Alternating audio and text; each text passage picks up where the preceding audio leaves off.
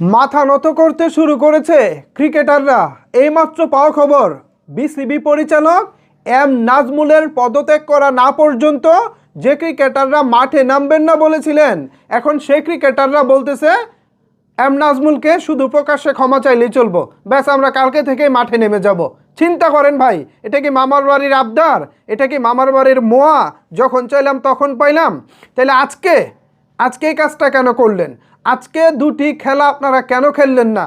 বাধ্য হয়ে যে বাংলাদেশ ক্রিকেট বোর্ড বিপিএল অনির্দিষ্টকালের জন্য স্থগিত করে দিয়েছে, এখন এটার কি হবে আমাকে আপনারা জবাব দেন।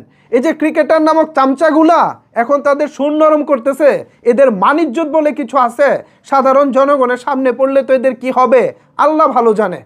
গত 2-3 দিন কিংবা মোস্তাফিজ ইস্যু থেকে গত এক সপ্তাহ এই ক্রিকেটার নামক দালালগুলা নিজেদেরকে যেভাবে আমাদের সামনে উপস্থাপন করেছে, এদের জন্য আমরা আবেগ ঝরাতাম, এদের জন্য আমরা টেনশন মাথায় নিয়ে খেলা দেখতাম, এদের জন্য আমরা মাঠে বসে খেলা দেখতাম, এদেরকে আমরা পৃষ্ঠপোষকতা করতে সহযোগিতা করতাম।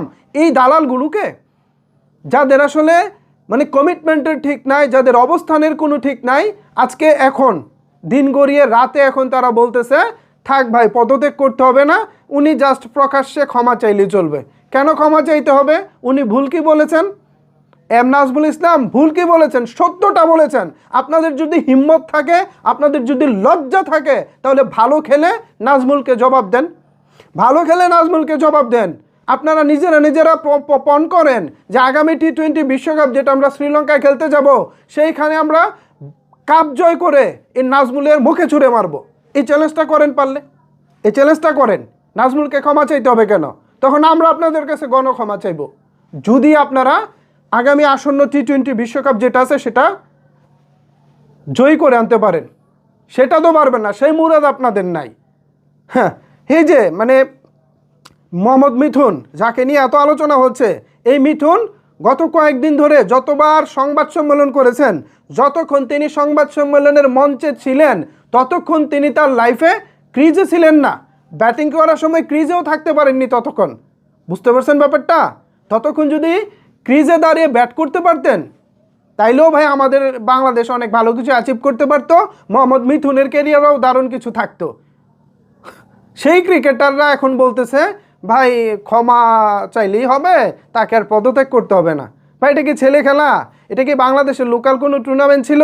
মানে লোকাল বলতে একেবারে প্রিমিয়ার ডিভিশন কিংবা ঢাকা প্রিমিয়ার লিগ অথবা NCL যেই টাইপের টুর্নামেন্টগুলো হয় নর্মাল, মানে নিজেরা যেই টুর্নামেন্টটা খেলে, এরকম কোনো টুর্নামেন্ট কি ছিল বিপিএল যে মন চাইলো আজকে আমরা খেললাম না, বয়কট করলাম, কালকে থেকে আবার সব কিছু ঠিক হয়ে যাবে? আরে ভাই, এখানে কত কিছু জড়িত। ইন্টারন্যাশনাল আম্পায়ার, ইন্টারন্যাশনাল খেলোয়াড়, international commentary panel, international broadcasting যারা প্রোডাকশন টিম আছে, তারপরে ডিজিটাল রাইটস আছে, টেলিভিশন রাইটস আছে, কত কিছু আছে, বিজ্ঞাপন আছে ভাই, স্পন্সর আছে, কত হিসেব নিকেশ আছে একটা বিপিএলকে ঘিরে। আপনারা বুঝেন? একটা টুর্নামেন্ট চাইলেও বয়কট করে দিলাম, এখন আবার মন চাচ্ছে আমরা খেলবো, বিষয়টা কি সেরকম? এত সহজ?